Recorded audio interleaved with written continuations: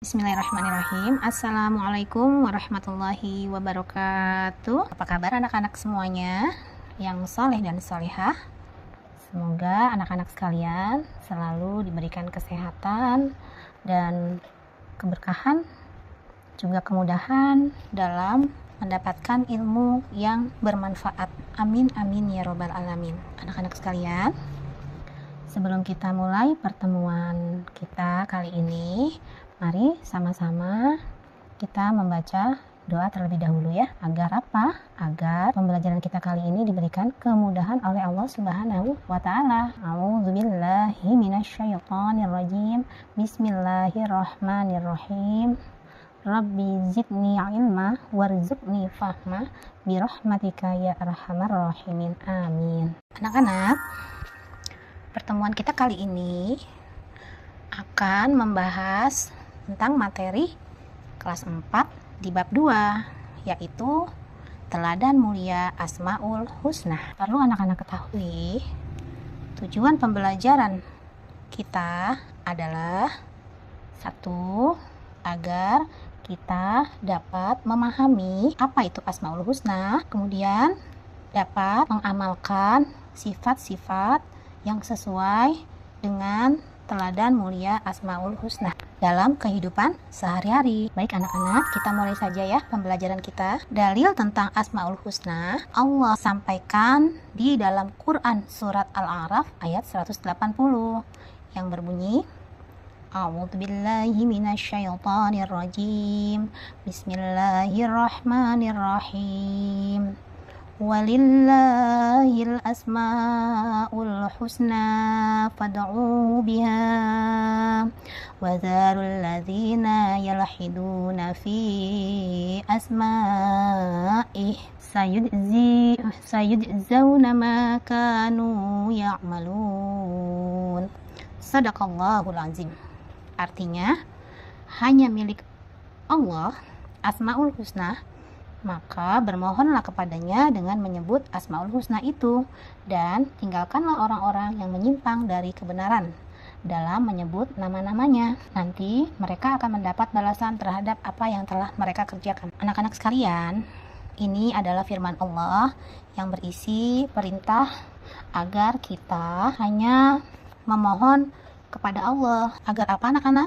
Agar kita dijauhkan dari perbuatan orang-orang yang menyimpang atau orang-orang yang lalai dari kebenaran, orang-orang yang mengingkari untuk menyebut nama-nama Allah, untuk melakukan kebaikan yang sesuai dengan perintah Allah. Nah, nanti orang-orang tersebut yang lalai dari perintah Allah akan mendapatkan balasan terhadap apa yang telah mereka kerjakan. Nah, anak-anak sekalian, apa itu Asmaul Husna? Baik, kita akan bahas ya.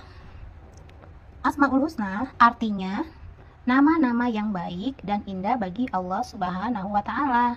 Jumlahnya ada 99. Dari ke-99 tersebut, nanti kita akan bahas 5 bagian dari Asmaul Husna tersebut ya. 5 diantaranya maksud Ibu. Kita akan membahas 5 diantaranya bagian dari Asmaul Husna tersebut. Allah memiliki nama-nama yang agung dan indah ya. Jadi ingat ya anak-anak, nama-nama tersebut ya dikenal dengan Asmaul Husna. Bagaimana cara kita mengenal Allah? Dapat dilakukan dengan mengenal dan memahaminya. Dengan cara apa? Dengan cara membaca Asmaul Husna atau dengan cara mengamalkannya dalam kehidupan sehari-hari. 1. Al-Malik. Al-Malik artinya Allah Maha Merajai, penguasa atas semua makhluknya. Allah sendiri yang mengatur segala urusan makhluk karena hanya Allah yang Maha Kaya dan Maha Pemberi rezeki. Di sini maksudnya adalah Al-Malik, Allah Maha Merajai. Allah lah penguasa segala alam semesta beserta isinya. Allah lah yang mengatur segala penciptaan yang ada di muka bumi ini, dan Allah lah yang memberikan segala rezeki yang selama ini kita nikmati.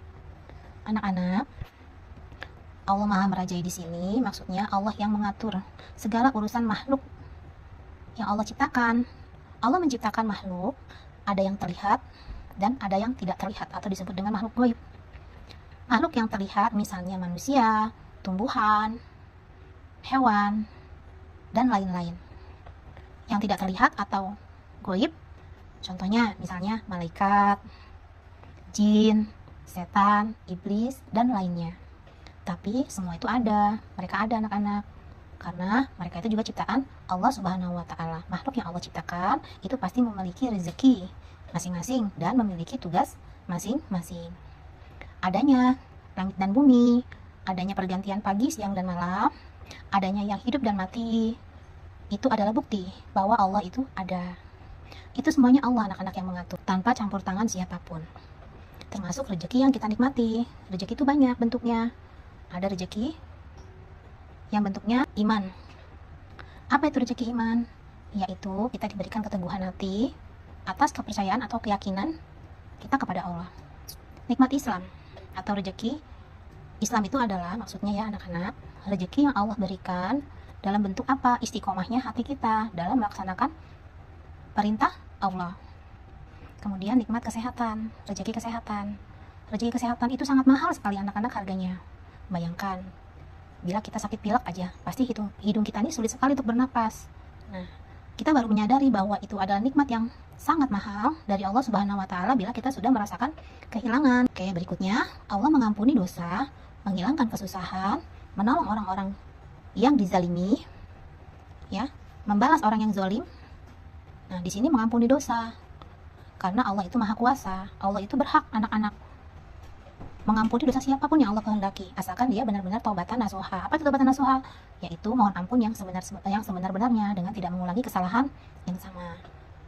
Kemudian menghilangkan kesusahan atau kesulitan orang lain. Contoh misalnya kita sakit, nah kita minta kesembuhan sama Allah. Jadi kita berdoa juga, ikhtiar juga. Ikhtiar dengan cara apa? Dengan cara berobat. Setelah berobat, baru kita berserah diri kepada Allah, yaitu bertawakal kepada Allah. Semoga segera disembuhkan. Kemudian menolong orang yang zalim anak-anak. Orang yang zalim itu sangat ampuh anak-anak doanya. Makanya hati-hati ya. Bila kita menyakiti hati orang lain, orang itu tidak terima dan mengadukan kepada Allah, maka dalam bahaya yang sangat besar bagi kita. Jadi hati-hati dengan lisan kita, dengan perbuatan kita ya anak-anak. Karena Allah lah yang maha kuasa untuk membalas segalanya. Membalas orang yang zalim atau menyakiti hati orang lain. Kemudian Allah juga punya kuasa anak-anak untuk mengayakan orang miskin. Jadi kalau kita sekarang misalnya ya, aku orang nggak punya nih, gitu. Jangan pernah minder anak-anak. Bagaimana cara memperbaiki kehidupan kita yang serba kekurangan? Dengan cara menuntut ilmu dengan semangat. Karena ilmu itu adalah jendelanya dunia anak-anak. Nah, dengan ilmu kita bisa punya masa depan. Kita punya masa depan untuk memperbaiki kehidupan yang lebih baik lagi. Kemudian mencukupkan orang yang lemah, orang yang tidak mampu. Kemudian menyembuhkan orang yang sakit. Tadi sudah jelaskan. Memuliakan orang yang menghina. Memuliakan orang yang dihina, maaf. Kemudian mengabulkan doa-doa. Nah, doa itu bisa dikabulkan atas izin Allah anak-anak, ya. Nah, kemudian mengangkat dan merendahkan derajat seseorang. Kalau kata Allah, dia menjadi orang mulia, maka akan diangkat segala derajatnya oleh Allah Subhanahu wa Ta'ala. Kemudian dalam mengelola kekuasaannya, Allah menyeimbangkan antara keadilan, kebaikan, hikmah, maslahat, dan rahmat. Ya, di sini. Jadi maslahat dan rahmat. Ini semuanya bentuk kasih sayang Allah kepada kita.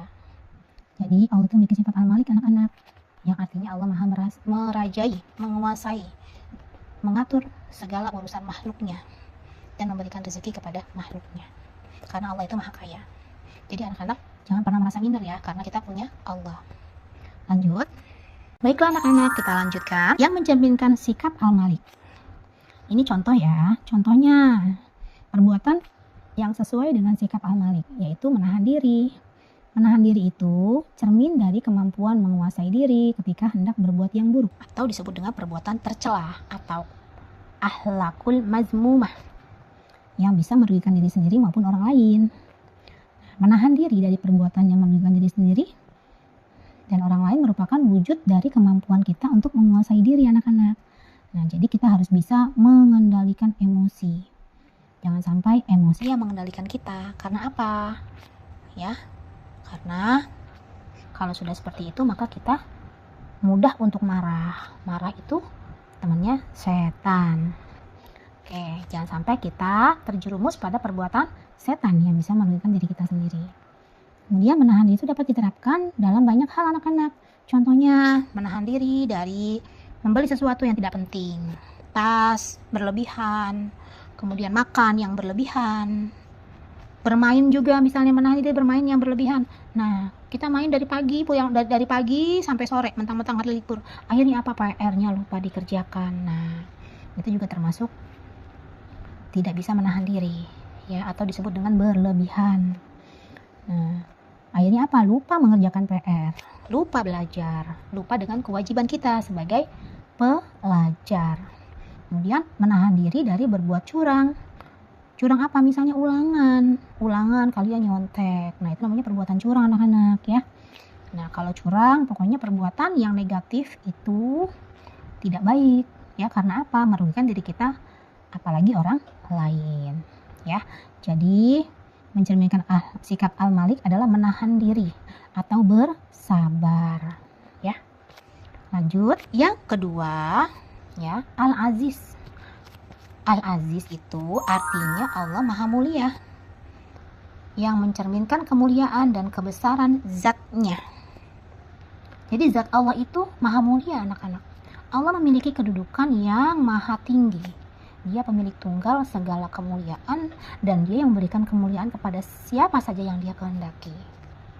Ya, jadi Allah lah yang punya kuasa untuk memberikan kekuasaan atau kedudukan kepada siapapun, atau kemuliaan kepada siapapun yang Allah kehendaki, yang Allah izinkan, yang Allah ridhoi.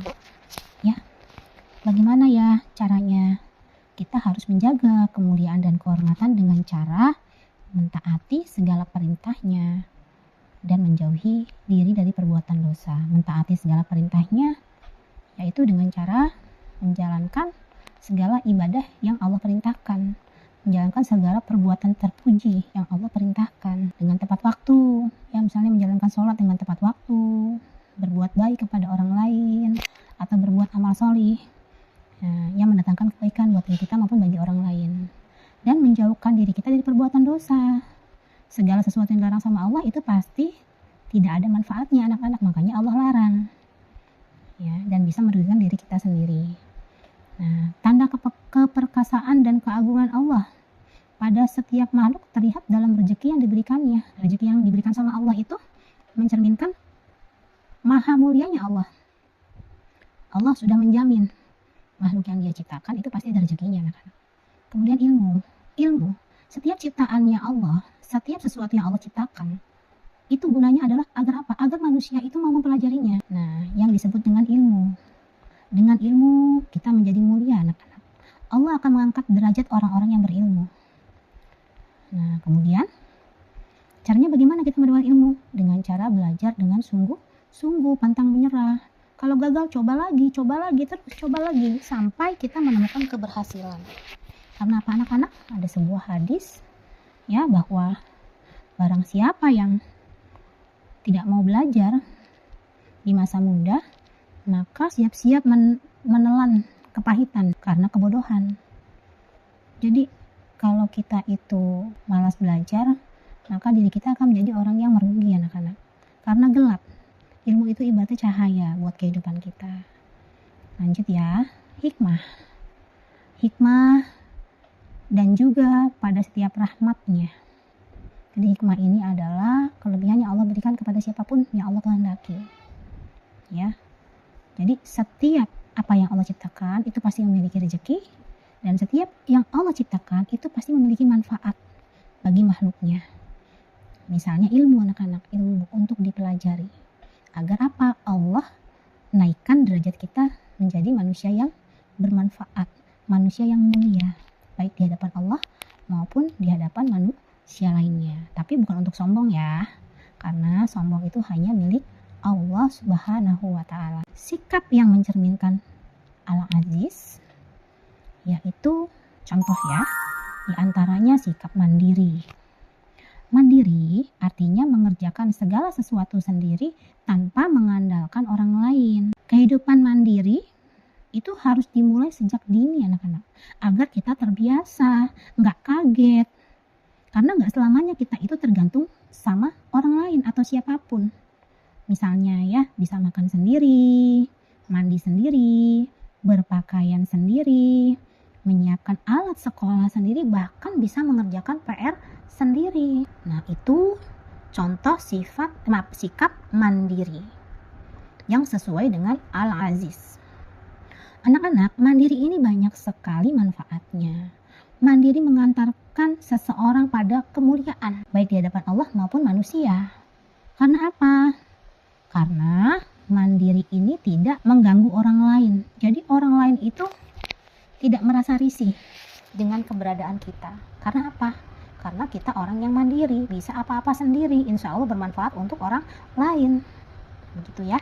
Nah, sikap mandiri ini pun dianjurkan syariatnya sebagaimana dicontohkan oleh Rasulullah. Rasulullah itu sudah mandiri anak-anak sejak kecil. Ya, beliau sejak kecil memang seorang yatim, sejak dalam kandungan ya. Dalam kandungan sudah seorang yatim anak-anak.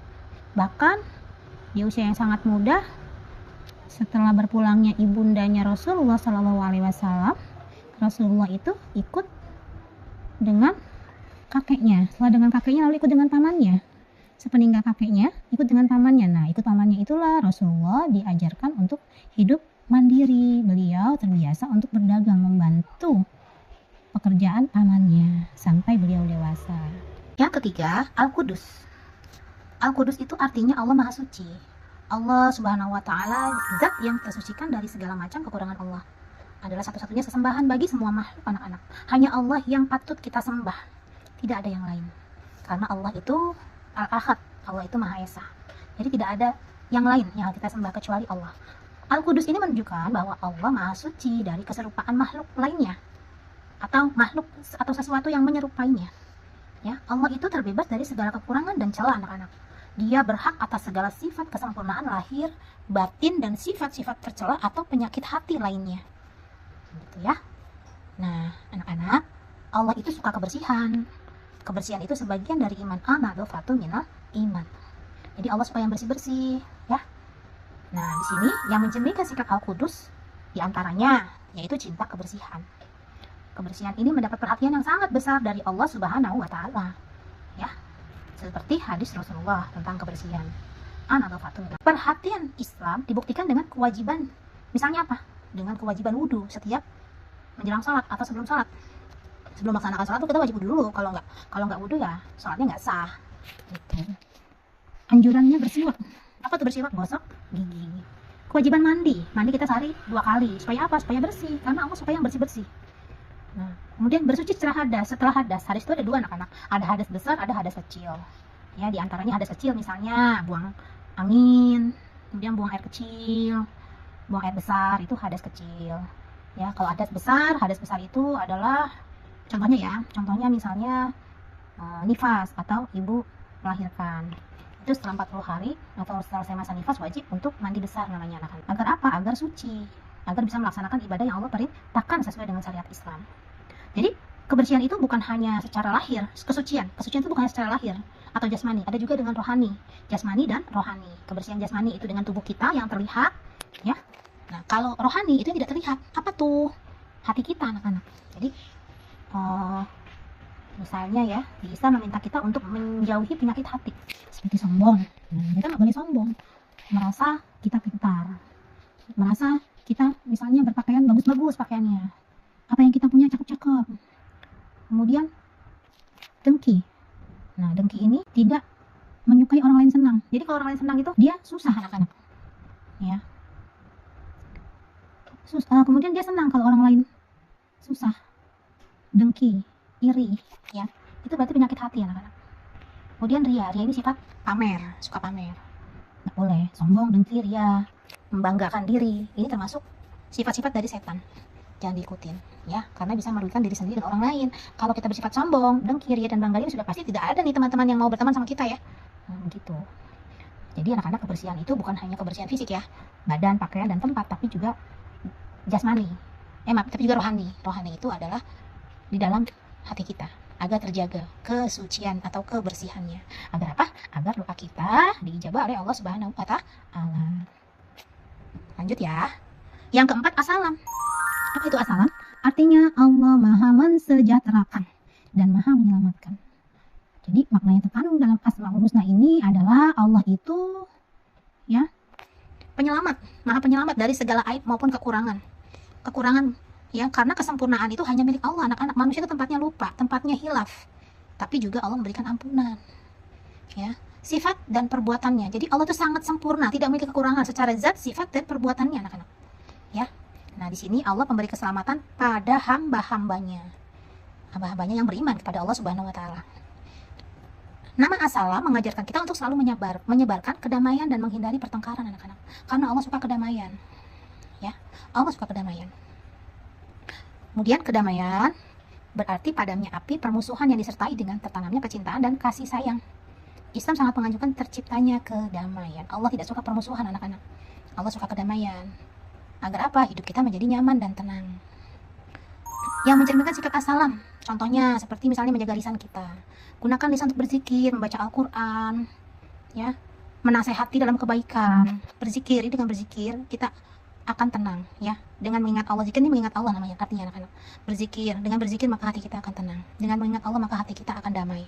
Membaca Al-Quran, menasehati dalam kebaikan, mengajarkan ilmu dan amal salih, perbuatan yang baik sesuai dengan anjuran Islam atau syariat Islam, ajaran Islam. Begitu ya. Jauhkan diri dari dosa-dosa lisan seperti adu domba, fitnah, gibah, mencela.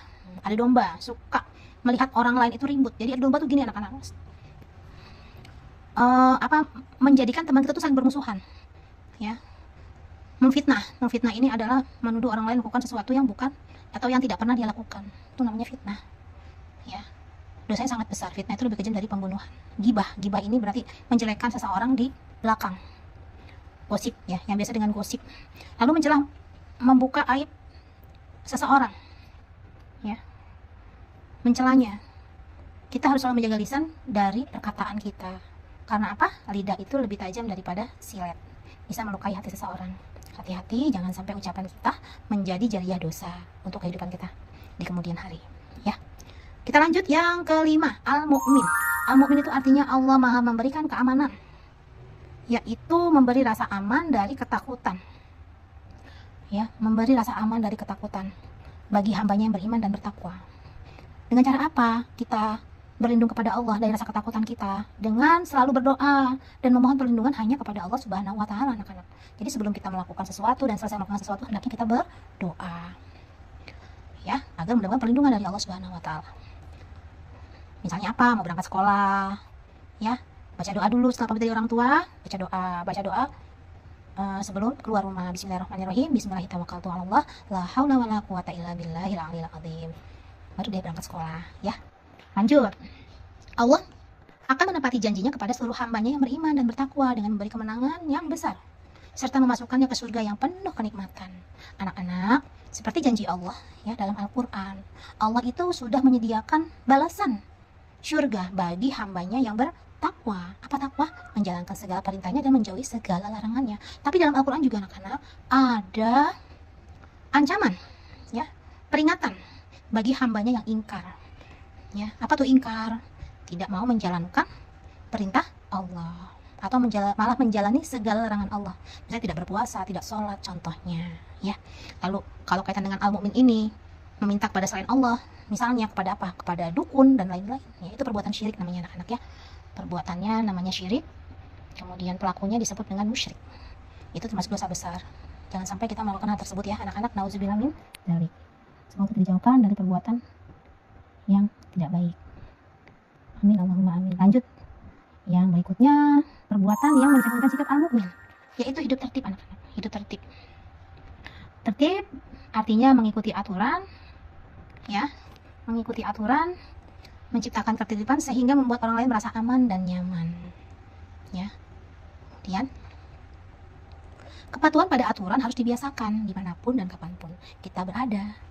Ketika kalian berada di rumah, sekolah, masjid, atau tempat lainnya, maka ikuti aturannya, ya. Agar apa? Agar hidup kita ini teratur, karena mengikuti aturan. Anak-anak, hidup tertib itu bukan hanya di sekolah saja, di mana saja kita berada. Agar apa? Ini adalah kunci agar mewujudkan rasa aman kehidupan di lingkungan masyarakat, ya. Lingkungan di rumah, di sekolah.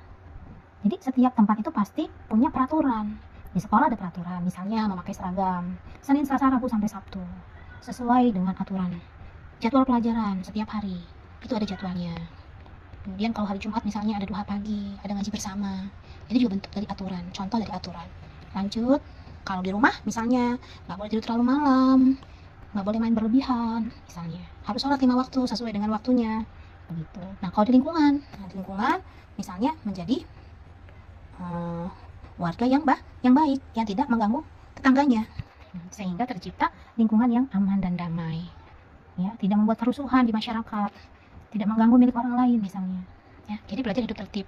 Contoh apa tidak mengganggu, misalnya ya sudah jam 11 malam masih main di luar teriak-teriak, itu namanya mengganggu orang lain, ya.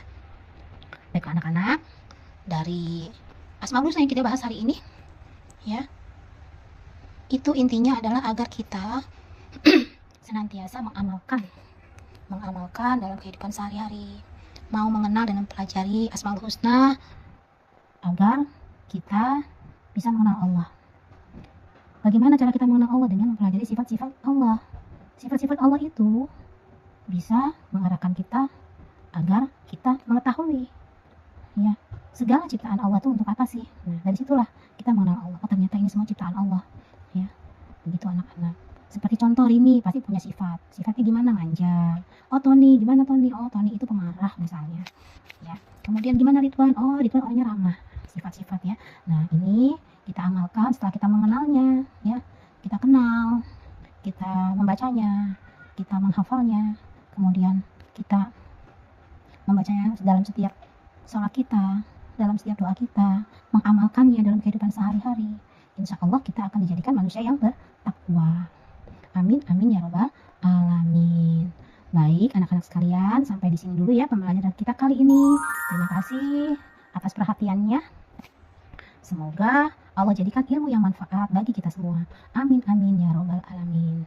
Sampai di sini dulu, sampai bertemu lagi di pertemuan berikutnya. Wabillahi taufiq wal hidayah. Wassalamualaikum warahmatullahi wabarakatuh.